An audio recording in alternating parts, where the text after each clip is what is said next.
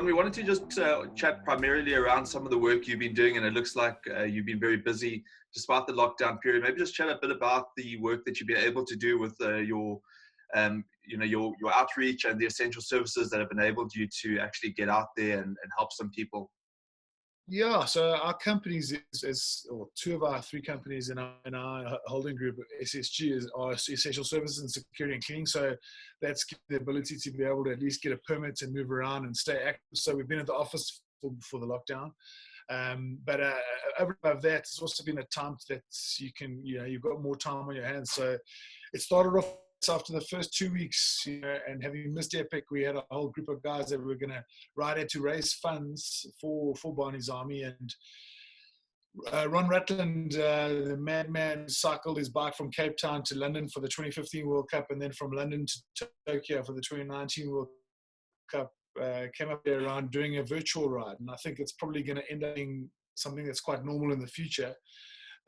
Is the sort of this new normal of the virtual world. It's just like what we're doing, Craig. I mean, we would meet in person and have an interview, and here we are sitting on Zoom. So, and I thought, well, that's a bit strange. I wonder how it's going to go. I was a bit nervous as to what the interest would be. And with the help of Cape Epic, and with the help of Zwift, and certainly with the help of Ron Rutland organizing everything, we managed to get close to 1,500 people, which is more than what you'd find at a normal day of Epic in terms of the riders there. So just almost 30 different nationalities around the world, hoping for 50,000 Rand, getting more than 250 grand in for the day. It was incredible, blown away. And also it showed me the goodwill of people in a time like this, and those that make a difference. I mean, I had a young kid who managed to get through the 6 kilometers over a period of time, and once he finished his 66 kilometers, in fact, Matt Pierce's kid Tom, he was so proud of himself. He made a donation himself to Barney's Army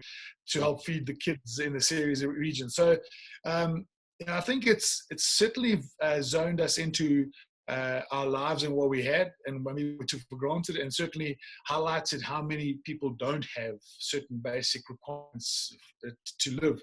And aligned with the fact that I sort of jumped on board with Wayne Boardman and Dave van Husten and their program of one cup of pup, which started about 5 or 6 weeks ago. Go every Friday and drop off food, pack food parcels, and you see just how desperate things are out there. So it gives you a lot of perspective. It certainly gives you a lot of joy being able to make a small difference. And I know we get a lot of the press because of our profiles and that kind of thing, but I think there's a substantial amount of people that are doing good. I was on Sunday invited to help in a feed driven by SA Rugby Legends President Gavin Verigis, and there's 30, 40 people doing some shopping, getting into a car park, putting in the packets, and then taking that food to wherever it needs to go. So I think we sometimes get wrapped up with a lot of negative that happens, especially in a time like this, but I get to see some of the good that people do as well. For sure. And John, just in terms of the plans you've maybe got going forward from here, I mean, is this a long-term thing that you can continue to do? As you say, there's probably no end in sight at the immediate moment to the need that's going to be there. I mean, this is the world we live in now, and there's certainly going to be that need for the foreseeable future. How much more do you hope to be able to achieve, and how many more people can be reached? It's a really good question, Craig, and it's probably one I've never really thought about when I started the Barney's Army or the John Smit Foundation. And it was started primarily to help 3 charities, and all related to kids, except for the one. The one is Chris Bigger, Petra Jackson, which is obviously there for people who've been injured, spinal injuries through rugby. And then Bobby Bear and the Live Village, which are primarily there to help kids. But this last few weeks has really been around raising funds to help feed people, and in areas that are in far more stress than the ones we live in. So when you're out there and you think it's a good idea to start a foundation, and it sounds like you want to help, it's cool to do it, and it sort of has an end transaction and an EFT or a transfer of funds.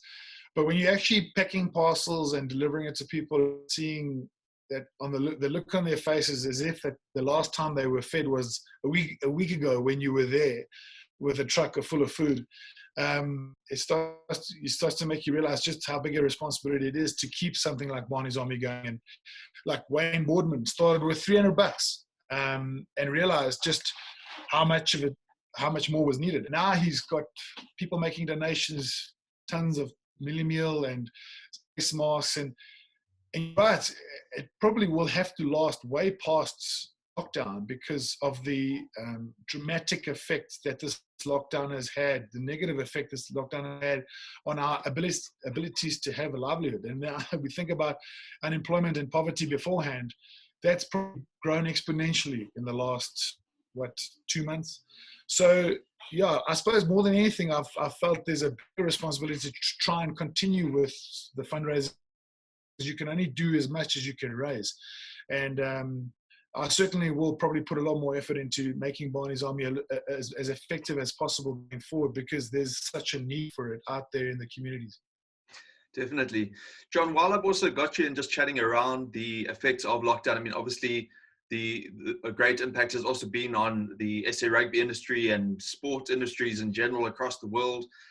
Just as you've also had time to look at the way maybe the game is going to be different, have you had any thoughts about how you think rugby could look or should look once we get back to some form of normality? I mean, it seems like the initial return will be to a strengthened domestic competition because of obviously the restrictions on border travel. Is that something that excites you, the fact that we might actually see for the first time in quite a long time a Currie Cup or some form of domestic competition suddenly getting all the focus?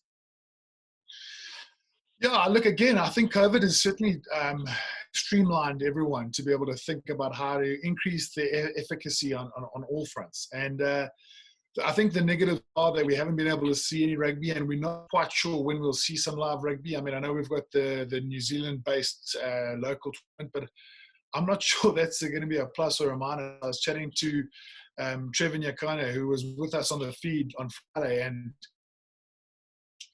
I said to him, the one thing about this is that South Africa's never been big on the sabbaticals for certain players that have played for a long time and that might need it. But this has been an incredible sabbatical for everyone involved. And so the time off the body, and I guess maybe that's where I wear my player hat, is that as much as there's a massive financial effect and there's been player cuts, the positive has to be that all of our players can regenerate, can, give a bit of rest to their bodies and their minds in terms of become an unbelievably grilling season that'll quite a long time. I think to myself, can you imagine being a New Zealander that has to go and do 10 weeks in a row of local derbies after just over 3 weeks of training? I mean, they are going to absolutely smash each other up at their own benefit for our own pleasure. So I do look forward to it. But I just wonder what the effect will have on those players after such a short pre-season. So I think that what South African rugby will do is give the players a fair chance to acclimatise physically to get to that stage where they can play against each other.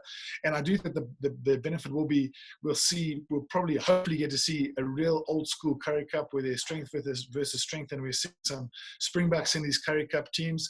But I'm not sure when we'll see international rugby again, and hopefully it is by the end of the year, but you just don't know. So what I think it has done is, from an organizational point of view, it's made every rugby organization in the world understand what it needs to have and what it can spend and what it should spend. So basically streamline and get as efficient as possible. And I guess from a financial point of view, that'll help them going forward.